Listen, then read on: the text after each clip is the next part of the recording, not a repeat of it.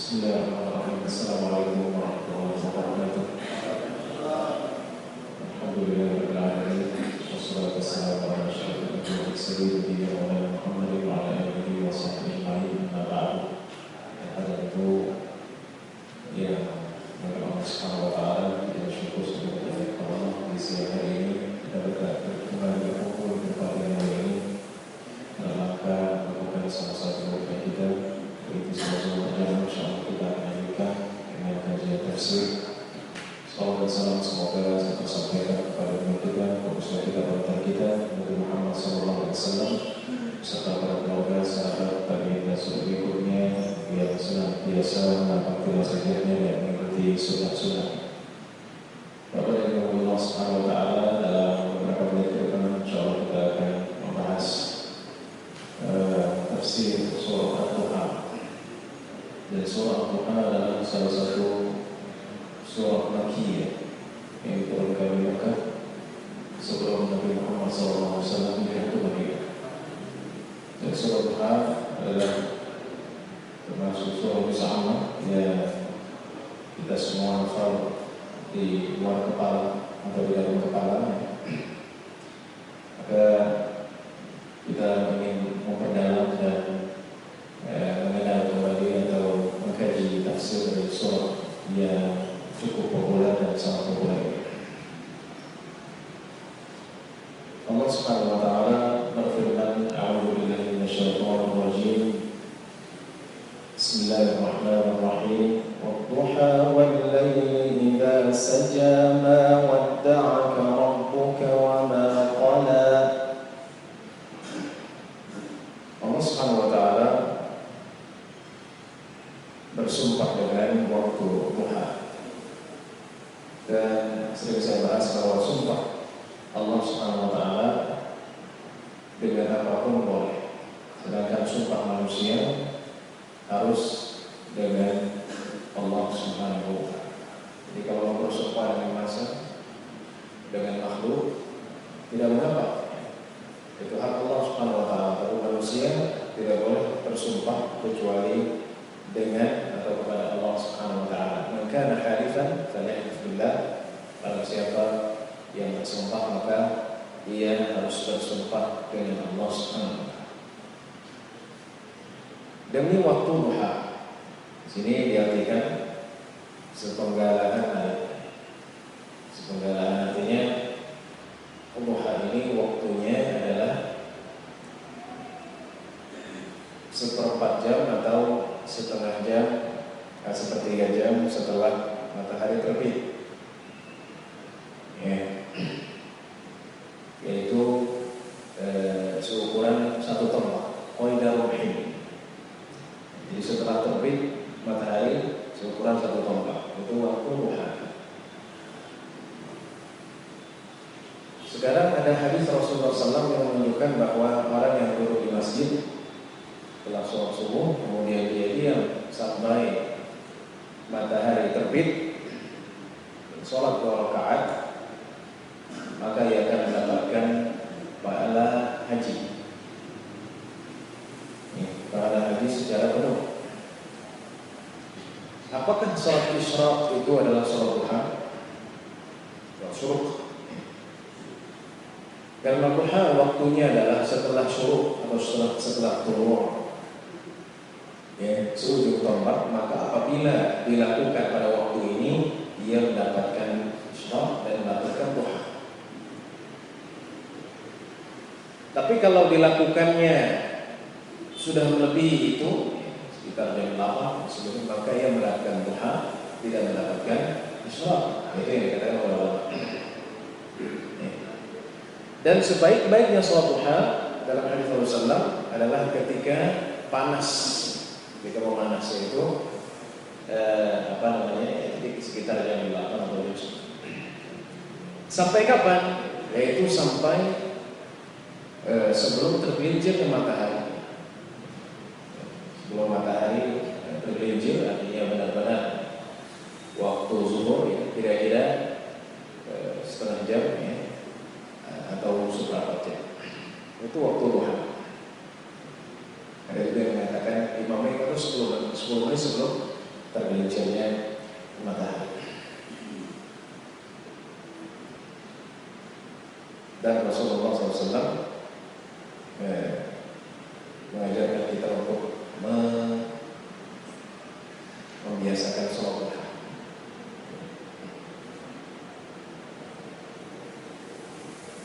Kemudian Allah berfirman, "Wal-laili idza sajada," demi malam apabila telah sunyi.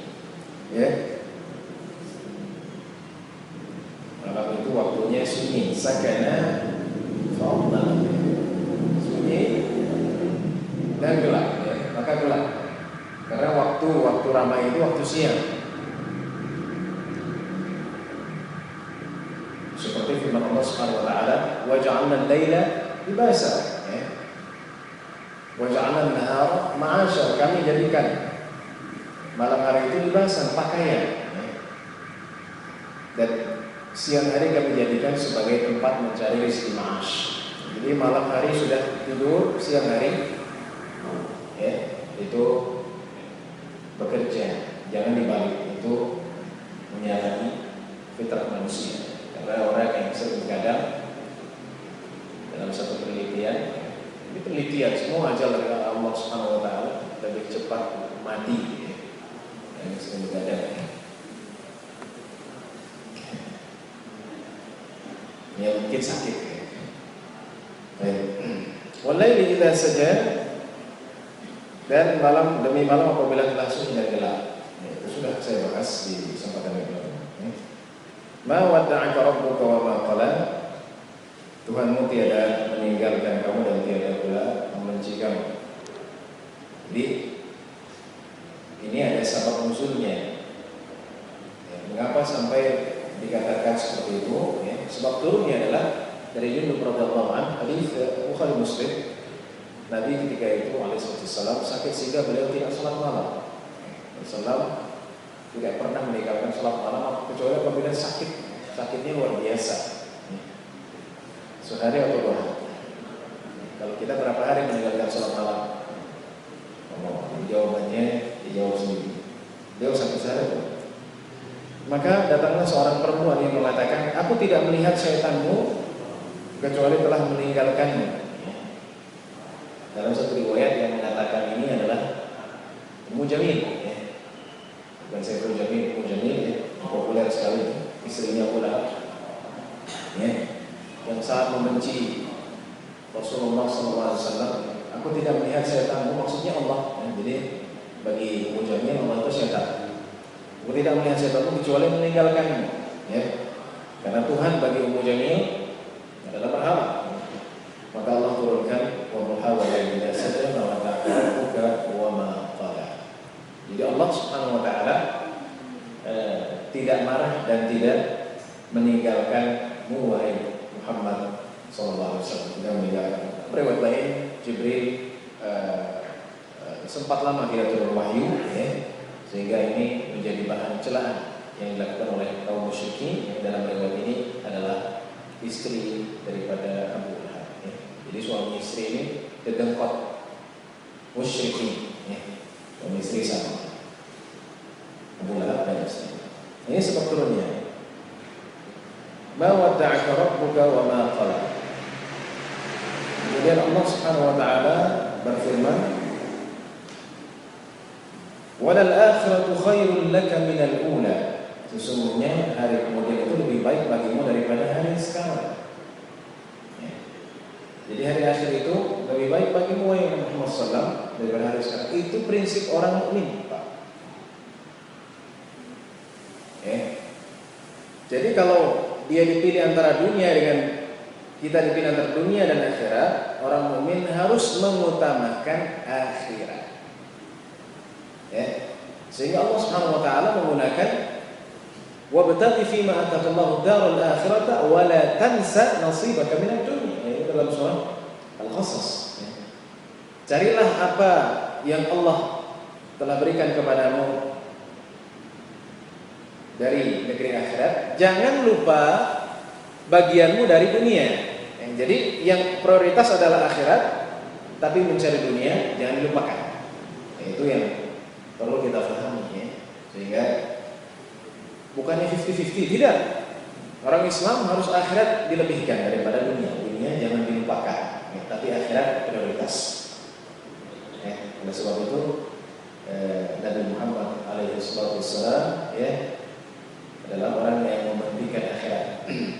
Ya, setiap nabi ya ketika wafatnya, ya, juga kalau saya sudah sampaikan di sini ada tempat yang lain, itu tidak langsung dicabut nyawanya ya. Kalau manusia biasa langsung dicabut. Tapi setiap nabi tidak. Dia punya kemuliaan. Ya. Mereka punya alaihissalam ya, nggak langsung malah malaikat mau cabut, enggak. Tanya dulu ya Rasulullah, ya, engkau disuruh pilih antara dunia dan akhirat. Ya. Nggak bisa langsung cabut, para nabi diberikan opsi. Ya. Kata Rasulullah, Allahumma rafiq al-a'la. Aku memilih Allah, aku memilih akhirat. Ya. Jadi Rasulullah lebih mementingkan akhirat daripada dunia. Ya. Ini yang disebut dengan cinta akhirat. Dan Rasulullah SAW juga terkenal dengan kezuhudan. Ini kalau kita baca di sini kita sedih ya bahwa Rasulullah tiduran di atas tikar sehingga membekas di pundaknya. Karena nggak ada ubi ya, tikarnya juga nggak tahu kayak kalau tikar sekarang saja membekas ya di badan ini. Ya. Apalagi tikar dahulu ya belum ada alat yang bikin halus ya. Ketika itu Abdullah bin Mas'ud dia bangun, ya aku mengusap ya. Pundaknya, ya badannya semuanya bekas tikar, ya. Kata Abdullah bin Mas'ud, ya Rasulullah, bolehkah engkau mengizinkan atau tidakkah kau mengizinkan kepada kami ya? Biarkan kami memberikan alas di atas tikar. Kira-kira seperti itu maksud. Ya kenapa sih ada tikar bisa dialasi ya? Ya dengan kalau sekarang mungkin dengan batal atau dengan karpet atau yang lainnya ya. Kalau pakai karpet nggak pakai tikar, ya dialasi lah supaya tidak badannya berbekas. Kalau Rasulullah, ya, dunia untuk apa bagiku? Ya. Jadi Rasulullah sehari-harinya tiduran di atas tikar, ya. Badannya bekas tikar semua ya. Abdullah bin Mas'ud tawarin, untuk apa aku? Untuk apa dunia? Dunia untuk apa bagiku? Ya. Aku nggak butuh dunia. Ya. Perumpamaan aku dengan dunia seperti orang pengendara, ya, orang yang lagi bepergian, bawa mobil, ya, bawa bis, bawa motor. Kemudian dia berhenti, berteduh sejenak di bawah pohon. Ya, di sini ada pohon yang besar, ya. Ya, sejenak, ya, berteduh. Ya. Paling lama berapa orang berteduh? Sejam, 2 jam, tergantung ya. Kemudian dia pergi dan meninggalkan. Itu perumpamaan zuhud Rasulullah SAW. Jadi Rasulullah dunia baginya seperti itu. Yang namanya orang neduh nggak pernah sampai sehari, 2 hari, 3 hari, ya, bahkan sebulan, cukup sebentar ya. Jadi nggak usah engkau mengalaskan tikarku. Ini zuhud, ya. Jadi kita butuh pemimpin seperti itu, tapi bukan pencitraan saja, tapi benar-benar memang dalam hatinya. Ya. Karena di zaman ini banyak orang yang pencitraan. Pencitraan itu bahasa lainnya dia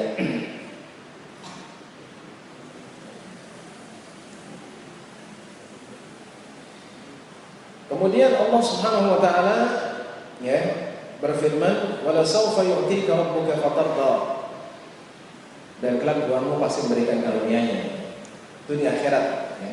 Karunia-Nya bagaimana Pak Ustaz? Ya, disebutkan oleh Ibnu Katsir rahimahullah taala bahwa Allah akan memberikan kepadanya akhirat yang bisa menjadikan dia ridha ya. Dan pada umatnya, dan Allah memberikan kemuliaan baginya, diantaranya sungai Al-Kautsar ya, di surga. Jadi sungai ini Al-Kautsar ini pinggirannya ada kubah-kubah permata dan tanahnya dari misik, minyak misik yang sangat kuat. Ya. Jadi di pinggir ada kubah-kubah, tanahnya wanginya seperti misik. Ya, bukan kali seperti kita ya. Oh, ini wangi ya. Tanahnya dari misik ya. Pinggirannya ada kubah-kubah. Jadi surga. Kalau yang Allah memberikan kepada Nabi Muhammad alaihi wasallam. Ya. Ibnu Abbas mengatakan radhiyallahu anhu, diperlihatkan kepada Nabi Muhammad SAW apa yang dibukakan untuk umatnya, yaitu kekayaan demi kekayaan. Maka Rasulullah senang dengan hal itu, diperlihatkan. Allah memberikan kepadanya 1000 istana di surga. Bukan 1 tapi 1000, ya. Setiap istana baginya yang diinginkan, baik istri ataupun pembantu. Ya. Jadi setiap istana mau istrinya berapa, ya. Sini ada lebih. Itu pembahasan lain, ya. Masalah istri dengan suami, suami ketemu istri lagi, atau nanti bagaimana, ya. Karena Allah menjanjikan, ya, bagi orang-orang yang masuk surga, ya, kadzalika wazawwajnahum bihurun 'ain, kami demikianlah kami akan menikahkan, ya, mereka dengan hurun 'ain, ya, yaitu perempuan yang sangat cantik, ya, yang betisnya itu, ya, dalam hadis disebutkan sangat putih sehingga kelihatan, ya,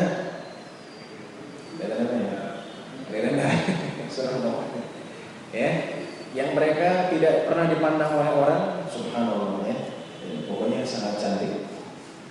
Itu akan diberikan 1000 istana dengan isi, ya, tentunya bukan istana yang ada di dunia. Nah, jadi di atas, ya. Nah, di sini ada hal yang perlu saya sampaikan, ya, itu tadi, ya, karunia yang artinya adalah di akhirat, ya. Jadi Rasulullah SAW tidak pernah ingin kaya di dunia. Rasul memang mendapatkan karena Allah berfirman wa alam anna ma ghanimtum min shay'in fa anna lillahi khumsahu wa lirrasul wa bil qurba wal yatama wal masakin wa bis sabil. Betul, bahwa ghanimah itu dibagikan bagi Allah, bagi Rasulnya. Tapi Rasulullah tidak pernah memperkaya dirinya. Kalau mau bisa, ya. Karena Rasulullah SAW sampaikan 50 kali mengadakan peperangan dalam periode Madinah, tapi Rasulullah tidak pernah ambil uang-uang itu dan memperkaya dirinya.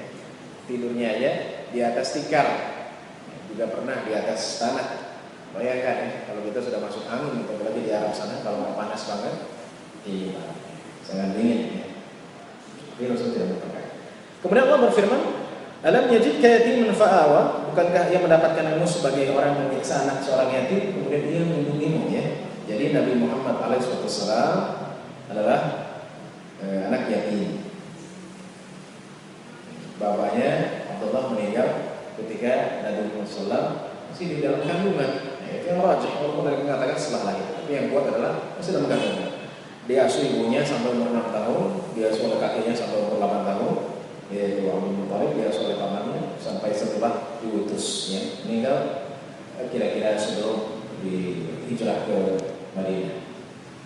Kira-kira. Kemudian Allah berfirman lagi, ya. Allah berfirman apa? Wa wajadaka dhallan fahada. Dan dia mendapatkanmu sebagai orang yang bingung, ya. Di sini dhallan jangan diartikan tersesat, ya. Sesat. Oh, Nabi dulu sesat. Nah, ini ayat-ayat yang bisa diambil sama orang-orang yang benci sama Islam. Nabi itu dulu orang yang sesat. Saya di YouTube, ya, masih ada sampai sekarang, buat tantangan terhadap satu ustadz yang murtad, saya beri Ibrahim, itu banyak komennya. Dia bilang Muhammad itu nggak disebutkan, ya, tidak, bukan orang yang dianggap, ya, karena kitab-kitab sebelumnya menyebutkan bahwa nabi-nabi dari Bani Israil. Jadi Nabi tidak pernah tersesat, ya. Apa maksud tersesat? Dolan itu yang tersesat, ya. Apakah Nabi dulu tersesat, ya, menyembah berhala? Sekali-kali tidak. Di sini diartikan bingung, ya. Tapi kita ingin tahu, tolak di sini artinya apa? Ya, Ibnu Katsir rahimahullah taala menyebutkan beberapa asar, ya. Yang dimaksud dengan tolak di sini adalah bukan galau, ya. Kalau itu adalah fenomena masa kini. Tersesat ini artinya di gunung, di kaki gunung Mekah, ya, lembah-lembah itu, ya, di kaki gunung, ya. Ketika kemudian pulang, atau ketika tersesat ketika berjalan ke negeri Syam, ya, negeri Syam, yaitu Syria dan yang sekitarnya. Ketika itu ia muntah di malam hari, iblis memalingkannya ke arah lain, datang iblis, ya. Kemudian Jibril datang dan meniupnya sehingga iblis lari ke arah Ethiopia. Ini yang disebutkan adalah bahwa jadi tersesat ketika waktu kecil, ya, ketika melewati gunung-gunung di kota Mekah, ya. bukan tersesat dalam agamanya, dalam akhlaknya juga. Ya. Kalau kita tersesat pakai apa, Pak? GPS ya, Pak. Ini Nabi SAW tersesat di jalanan, siapa yang menunjukkan? Allah. Jibril langsung dikirim ya. Kalau nggak ada GPS, nggak ada HP, ya udah tersesat. Itu maksud daripada tersesat. Sehingga kita tidak bola itu kan tersesat makanya bukan, tapi tersesat di jalanan ataupun di kaki gunung, lembah-lembah di kaki. Kemudian Allah berfirman, wa wajadaka 'ailan fa'aghna, dan mendapatimu sebagai orang yang kekurangan. Ya. Nabi juga dulu orangnya kekurangan. Ya. Fakir ya, punya istri dan punya anak, maka Allah memberikan kecukupan. Fa'aghna, memberikan kecukupan. Itu maksudnya bagaimana Pak Ustaz? Maksudnya adalah keadaan Nabi Muhammad SAW sebelum diutus ya, fakiran dalam kefakiran, punya istri dan anak, Allah menjadikannya kaya. Allah mengumpulkan baginya dua makom ya, yaitu derajat orang fakir yang menyabar, dan makom dan derajat orang kaya yang bersyukur. Ini yang paling ideal. Itu dimiliki Nabi Muhammad SAW. Ya. Sekarang kalau ada orang kaya dari kecilnya, dari lahir udah kaya, ya. Kalau istilah kita 7 turunan udah kaya, bisa nggak dia merasakan kemiskinan orang? Nggak merasakan. Oh dari kecil udah kaya ya, lahir aja baru 5 tahun belikan mobil. 5 tahun sudah biasa. Di Indonesia ini luar biasa, yang 11 tahun, 12 tahun sudah dikasih mobil ya, sampai kecelakaan di jalan. Karena kayaknya ya, karena saking banyak duitnya. Ya tidak, jadi Rasulullah SAW tidak seperti itu. Allah justru ingin mengumpulkan. Rasulullah SAW dulu pernah fakir tapi penyabar, ya. Sekarang menjadi orang kaya yang bersyukur. Ya. Jangan kebalikan, udah fakir, ya, nggak bersabar, sombong lagi. Orang kaya sombong, ya mungkin masih ada, jadi kaya tidak baik. Sekarang orang fakir sombong. Dikasih 1.000, oh saya nggak mau Pak, kalau 2.000 saya. Itu pernah terjadi. Jadi kalau dikasih gopay 1.000, dia mau 2.000 atau ke atas. Jadi Rasulullah dikumpulkan 2 makom. Kemudian balik ke atas ini. Fa'ammal yatim fala taqhar. Adapun anak yatim jangan engkau berlaku semena-mena. Qahar itu artinya menghina, ya, merendahkan, yang tidak boleh pada anak yatim. Ya, mengolok-olok atau melakukan aniaya. Karena dulu Rasulullah yatim. Bahkan ayat ini kata Ibnu Katsir, karena dulu engkau yatim, ya, maka jangan kau semena-mena, maka jangan kau melakukan penganiayaan atau berlaku kasar kepada anak yatim. Wa amma as-sa'ila fala tanhar, dan apabila terhadap orang-orang yang minta-minta, janganlah engkau menghardiknya. Nah, haro itu artinya apa? Fala taqul lahum uffin wa la tanharhuma, membentak. Ngasih duit, ini kamu, ambil sana pergi ya. Dasar tukang minta-minta, hilang ya. Hilang pahalanya ya. Sudah ngasih tapi membentak. Wa amma bi ni'mati rabbika fahadits, dan terhadap nikmat Tuhanmu maka hendaklah kamu siarkan. Bukan siaran televisi, tapi maksudnya bicarakan. Ini tahadus binnya. Berbeda dengan riya, beda. Jadi tahadus binnya itu dia menceritakan ya, alhamdulillah saya seperti ini. Cuma orang kadang menanggapinya negatif. Orang pamer banget sih. Itu masalah hati. Ya.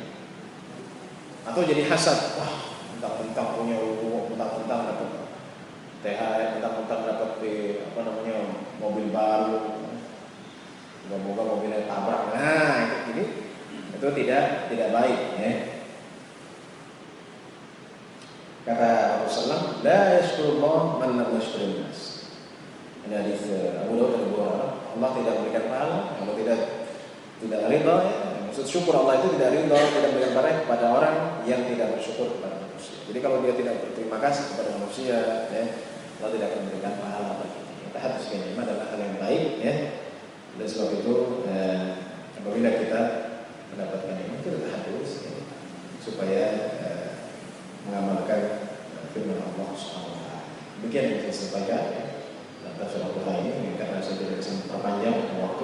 Semoga bermanfaat bagi kita. Intinya adalah bahwa kita dapat jaga sholat duha dan juga memahami bahwa Nabi Muhammad SAW adalah orang yang paling zuhud, ya, yang orang yang punya susah, kemudian Allah berikan kekayaan, juga Allah Subhanahu Wa Taala melarang kita untuk menghargai anak yatim, juga menghargai membentar ya orang yang bukan minta-minta, dan kita harus menerima sebagai syukur kita kepada Allah. Sekian dari saya, wassalamualaikum warahmatullahi wabarakatuh. Ada pertanyaan?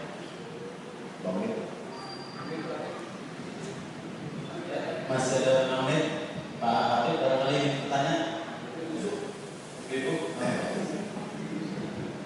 Terima kasih. Assalamualaikum warahmatullahi wabarakatuh. Saya mau tanya untuk pelaksanaan masalah sholat duha. Ini kita menceritakan pengalaman. Misalkan kita kerja di suatu kantor dengan jam kerja jam 7:30. Kita melakukan sholat duha dulu, misalkan seperti itu, misalkan sampai jam 8. Nah, ini baiknya atau bagusnya gimana? Gitu. Apakah kita tidak usah sholat, meneruskan pekerjaan kita, gitu? Apakah sholat duha? Gitu. Seperti itu kan? Terima kasih. Ya, seperti yang saya sampaikan bahwa duha adalah satu tempat ya setelah terbitnya matahari. Jadi selama itu katanya. Jadi kalau khusyuk di sini 5:51 ditambah 15 menit ya sudah bisa. Jadi kalau jam 7 sudah bisa. Karena kalau jam 8 sudah bisa.